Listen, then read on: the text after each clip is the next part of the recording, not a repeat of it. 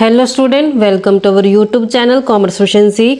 आज की क्लास में कवर करेंगे 7 पॉइंट इंफ्रास्ट्रक्चर का on the eve of independence. इसे लास्ट क्लास में हमने कवर किया था कंसेप्ट कि कैसे हमारे पास यहाँ पे दो कंसेप्ट कवर किए थे लास्ट क्लास के अंदर। एक डेमोग्राफिक प्रोफाइल था और दूसरा ऑक्यूपेशनल स्ट्रक्चर था। अगर अभी तक आपने लास्ट क्लास नहीं देखी ताकि आपकी स्टडी में कंसिस्टेंसी बनी रहे। अगर अभी तक आपने मेरे यूट्यूब चैनल कॉमर्स एफिशिएंसी को सब्सक्राइब नहीं किया, सब्सक्राइब कीजिए और बेल आइकन जरूर प्रेस कीजिए ताकि जब भी मैं न्यू वीडियोस अपलोड करूं सबसे पहले नोटिफिकेशन आपके पास जाए। आप वीडियोस को देखिए और आपकी स्टडी बूस्टअप हो। कवर करते हैं इंफ्रास्ट्रक्चर। इंफ्रास्ट्रक्चर में क्या होता है कि इसमें जैसे रोड, डैम्स वगैरह आ जाते हैं जो एक मेन रोल प्ले करते हैं देश के विकास के लिए। अगर इकोनॉमी को डेवलपमेंट करना है ना तो उसका इंफ्रास्ट्रक्चर भी बढ़िया होना चाहिए ताकि इकोनॉमी जो डेवलप हो पाए। तो यहाँ पे इंफ्रास्ट्रक्चर का मतलब क्या है कि इसमें एलिमेंट्स को कंसीडर किया जाता है इकोनॉमिक चेंज।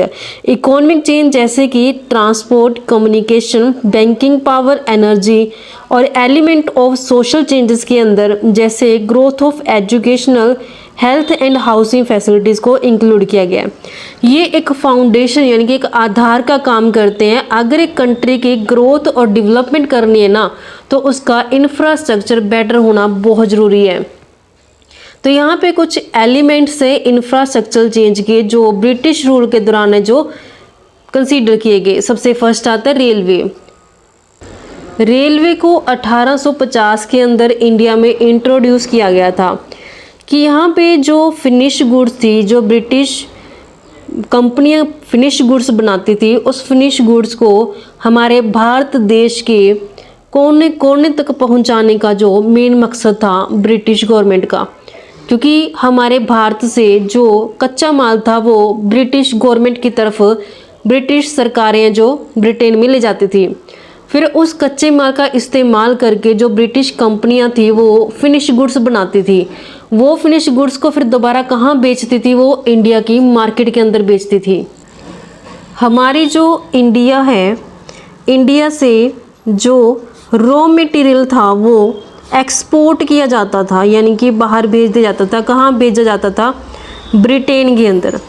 ब्रिटेन क्या करता था? फिनिश गुड्स तैयार करता था। फिनिश गुड्स यानी कि जो फाइनल गुड्स होती हैं उनको तैयार करता था। जैसे एग्जांपल रॉ मटेरियल का मान लेते हैं कि यहाँ से कॉटन चला गया, जो भी प्राइमरी गुड्स होती हैं वो एक्सपोर्ट कर दी जाती थी ब्रिटेन के अंदर।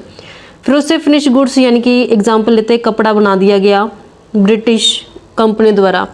फिर जो ये फाइनल प्रोडक्ट बनाया जाता था, इस फिनिश प्रोडक्ट को जो ब्रिटिश गवर्नमेंट होती थी, ब्रिटिश कंपनियां अपने भारत के अंदर आके क्या करती थी? सेल करती थी। तो ब्रिटिश कंपनियों के लिए हमारा जो इंडिया है ये क्या था? मार्केट था। और ब्रिटिश गवर्नमेंट चाहती थी कि जो इंडिया के अंदर अपने मार्केट एरिया को बहुत बड़े लेवल पे जो लेके आए। जो मार्केट थी हमारी डोमेस्टिक मार्केट यानी कि जो भारत देश की जो मार्केट थी वो बहुत बड़ी थी। पूरी मार्केट को कैप्चर करना ब्रिटिश गवर्नमेंट का एक मोटिव रहता था। ब्रिटिश गवर्नमेंट चाहती थी कि पूरे भारत में जो गुड्स वो सप्लाई कर पाए, जितनी भी ब्रिटिश कंपनियां फाइनल प्रोडक्ट बनाती हैं। तो वहाँ पे जो रेलवे थी उसने बहुत ज़्यादा मेन रोल प्ले किया कि रेलवे के द्वारा जो गुड्स जो यहाँ ब्रिटिश कंपनी द्वारा बनाई गई थी, जो फाइनल गुड्स, फिनिश गुड्स, वो भारत के आंतरिक एरिया तक है जो पहुंचाई गई। यानी कि भारत के अंदर है जो अलग अलग जगह पे वो गुड्स को जो पहुंचाया गया था रेलवे के द्वारा। तो यहाँ पे जो रेलवे थी उसने बहुत ज़्यादा मेन रोल प्ले किया था। कहीं ना कहीं भारत के विकास में कम और जो ब्रिटिश कंपनियाँ थी उनके विकास के लिए ज़्यादा यहाँ पे योगदान दिखा था रेलवे का। तो यहाँ पे अगर देखें तो अल्टीमेट बेनिफिट कौन उठा रहा है रेलवे का? जो ब्रिटिश गवर्नमेंट है, क्योंकि ब्रिटिश कंपनियों के प्रोडक्ट ही भारत के आंतरिक देशों तक है जो पहुंचाए जा रही हैं। नेक्स्ट आते पोर्ट्स। पोर्ट्स का जो यूज़ किया जाता था, जो हमारा भारत देश है वो एक्सपोर्ट करता था रॉ मटेरियल को ब्रिटेन के अंदर और इंपोर्ट करता था फिनिश गुड्स को ब्रिटेन से। यानी कि हमारे भारत देश से कच्चा माल है जो ब्रिटेन तक पहुंचाया गया, एक्सपोर्ट किया गया। फिर ब्रिटिश कंपनियों ने फाइनल प्रोडक्ट बना करके उसको कहाँ भेज दिया? इंडिया की मार्केट के अंदर बेच दिया। तो एक्सपोर्ट करता था भारत रॉ मटेरियल को और इंपोर्ट करता था भारत ब्रिटिश कंपनी के द्वारा बनाए गए फिनिश गुड्स को। तो यहाँ पे जो डेवलपमेंट था इनलैंड वाटरवेज का, यानी कि जो जल मार्ग थे वो बहुत अनइकोनॉमिकल अनइकोनॉमिकल का मतलब क्या है कि जो महंगे पड़ गए वाटरवे को यूज़ करना। क्योंकि जो पोर्ट्स हैं, पोर्ट्स क्यों बनाए जाते हैं, ताकि जो जल मार्ग है ना, जो वाटरवेज हैं, उनके द्वारा व्यापार किया जा सके, परिवहन और सामरिक ज़रूरतें जिनको पूरा किया जा सके। तो यहाँ पे जो पोर्ट्स का यूज़ किया जाता था वो इंपोर्ट और एक्सपोर्ट करने के लिए किया जाता था कि दूसरे देशों से जो सामान है उसको हम इंपोर्ट करें और अपने देश से एक्सपोर्ट करें। तो यानी कि जैसे कि भारत देश एक्सपोर्ट करता था रॉ मटेरियल को और इंपोर्ट करता था ब्रिटिश कंपनी द्वारा बनाए गए फाइनल गुड्स को। जो व्यापार था उसको भी बढ़ावा दिया जाता है पोर्ट्स के द्वारा, क्योंकि जो समुद्री मार्ग है वो एक सबसे सस्ता परिवहन माना जाता था कि अगर हम समुद्र के रास्ते के द्वारा बाहरले देशों में भेजते हैं सामान को तो वो बहुत ही मतलब कि एक सस्ता सा साधन है जिससे बड़े लेवल पे जो सामान को आसानी से भेजा जा सकता है। इसी के साथ जो यात्री थे वो भी आ और जा सकते थे आसानी से, क्रूज पोर्ट जैसे एग्जांपल लेते हैं इसमें हम। लेकिन वाटरवेज के द्वारा जब सामान को भेजा गया मंगवाया गया ये फ़ायदेमंद नहीं रहा। जैसे एग्जांपल के लिए ओडिशा सरकार ने क्या किया, कोस्ट कनाल को बनाया बहुत भारी लागत के द्वारा।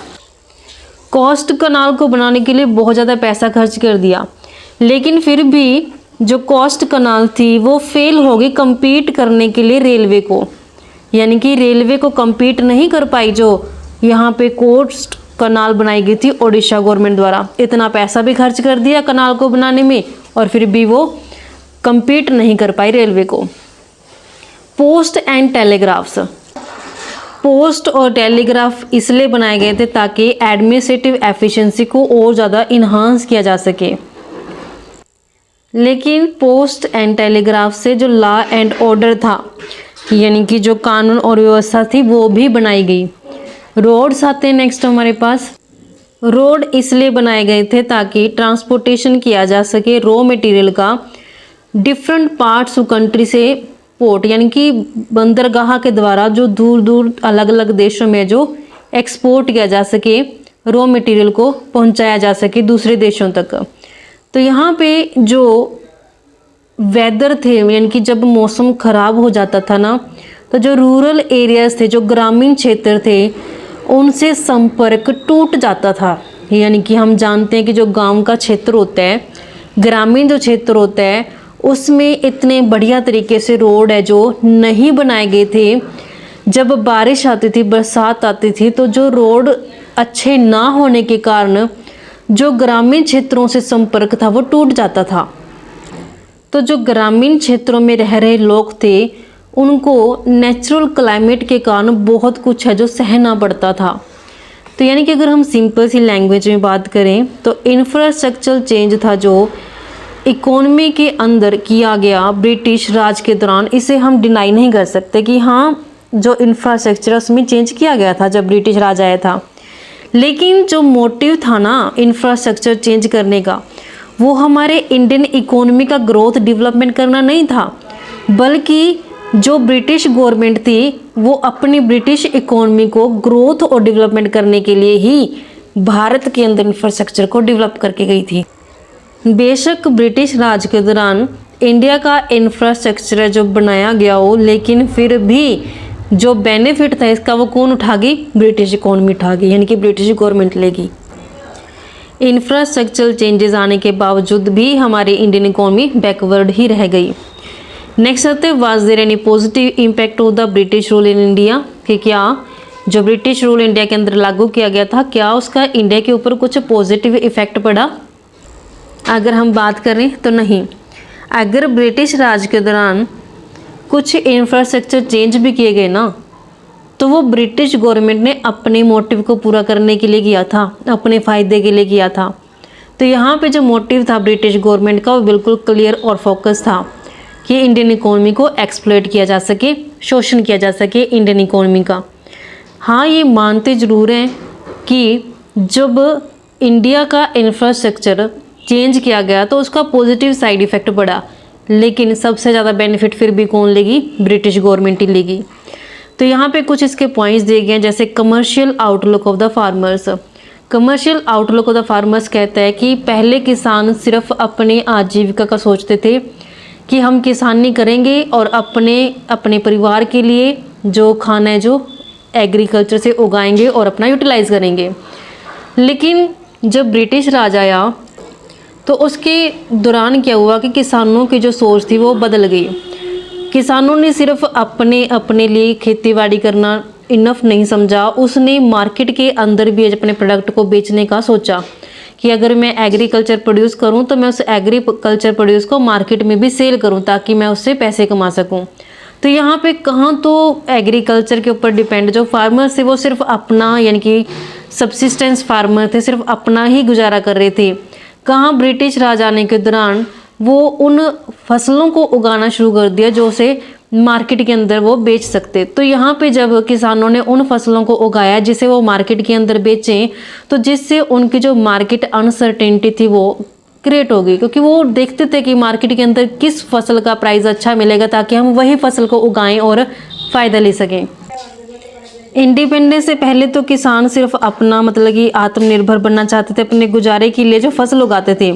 लेकिन ब्रिटिश राज के दौरान उनको मजबूर कर दिया गया किसानों को कि वो अपना व्यवसाय बना लें अपनी एग्रीकल्चर को, यानी कि वो ऐसी फसलों को उगाएं जिससे वो मार्केट के अंदर बेचें उस फसल को और पैसा कमाएं। तो यहाँ पे जब किसानों ने उन फसलों को उगाना शुरू किया जिससे वो मार्केट के अंदर बेच के अपनी अर्निंग कमा सके, तो इससे जो मार्केट की अनसर्टेनिटी थी उससे मतलब कि वो सफ़र करना पड़ा उन्हें। नेक्स्ट आते हैं न्यू अपॉर्चुनिटी ऑफ एम्प्लॉयमेंट।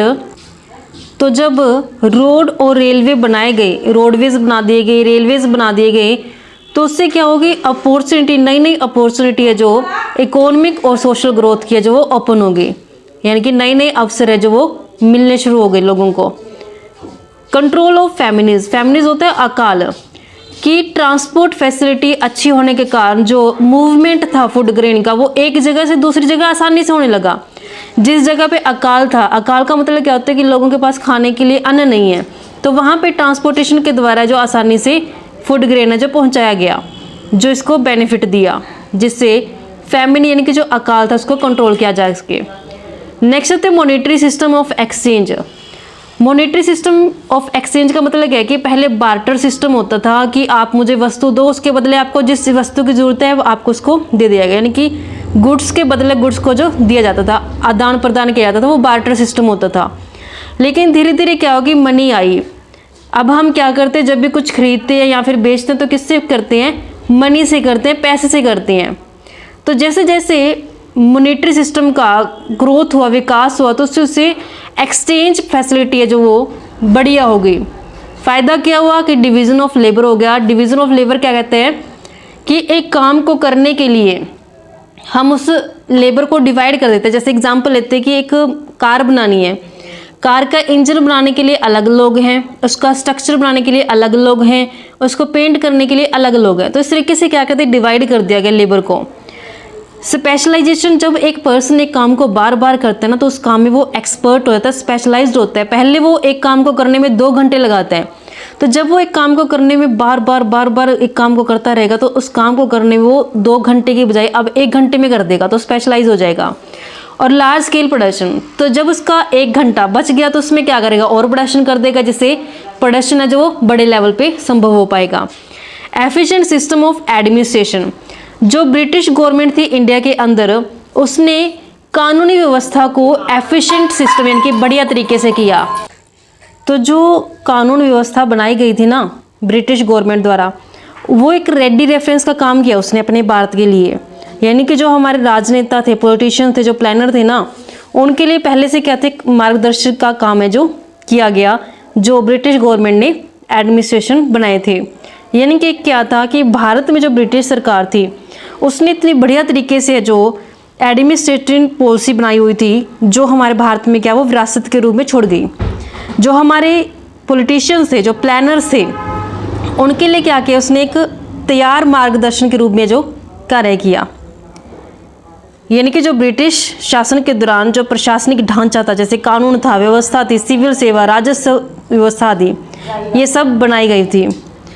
वो स्वतंत्रता के बाद जो भारत के अंदर रह गई, जो हमें नीति निर्धारण और प्रशासन के लिए एक मॉडल या फिर एक आधार का जो काम करने लगी।